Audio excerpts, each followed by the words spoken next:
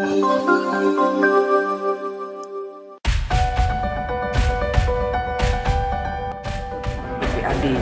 tentang aset. So, kita mau raperda ini, perda manajemen aset ini akan menyelesaikan atau akan menjadi payung hukum dari persoalan-persoalan yang ada masalah manajemen aset di DKI Jakarta. Assalamualaikum warahmatullahi wabarakatuh. Perkenalkan, nama saya Komaria dengan nomor NIM 220 2010 199. Saya mahasiswa dari Universitas Cyber Asia. Di sini saya akan membahas studi kasus masalah optimalisasi manajemen aset di sekolah, tantangan dan solusi. Manajemen aset merupakan aspek krusial dalam organisasi termasuk lembaga pendidikan seperti sekolah. Tantangan dalam manajemen aset berdasarkan penelitian terbaru, beberapa masalah dalam menangani aset termasuk ketidakadanya pencatatan yang akurat, keterbatasan dan data yang andal, dan prosedur operasional standar atau SOP yang belum memadai.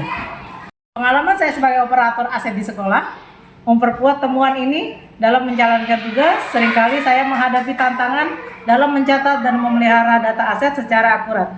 Banyak aset sekolah seperti perangkat teknologi dan peralatan olahraga seringkali tidak ditemukannya dengan baik, membuatnya sulit untuk dilacak dan dikelola secara efektif. Pentingnya kompetensi SDM. Kompetensi sumber daya manusia juga menjadi faktor kunci dalam efektivitas manajemen aset. Saya menyadari bahwa kurangnya pelatihan khusus dalam manajemen aset menyebabkan ketidakefisienan dalam pengelolaan dan pemeliharaan aset. Pada akhirnya menghambat proses pengelolaan aset secara keseluruhan.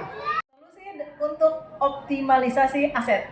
Untuk mengatasi tantangan ini, beberapa langkah yang dapat kita ambil. Yang pertama, digitalisasi manajemen aset dengan aplikasi SIADA dan implementasi BMD. Sistem ini memudahkan pencatatan real time dan memudahkan akses informasi terkait status dan lokasi aset. Pelatihan dan pengembangan SDM. Melakukan pelatihan secara rutin untuk staf tentang pentingnya manajemen aset, untuk cara menggunakan teknologi, tentang dapat meningkatkan kompetensi dan efisiensi dalam pengelolaan aset.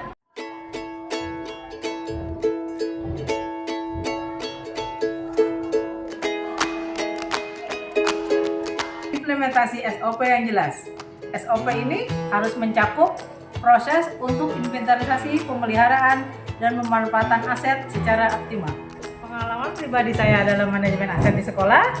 Di sekolah tempat saya bekerja, saya terlibat langsung dalam upaya optimalisasi manajemen aset.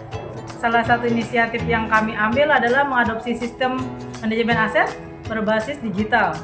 Meskipun awalnya sulit, dengan pelatihan yang tepat, kami berhasil meningkatkan efisiensi dalam pencatatan dan pemantauan aset.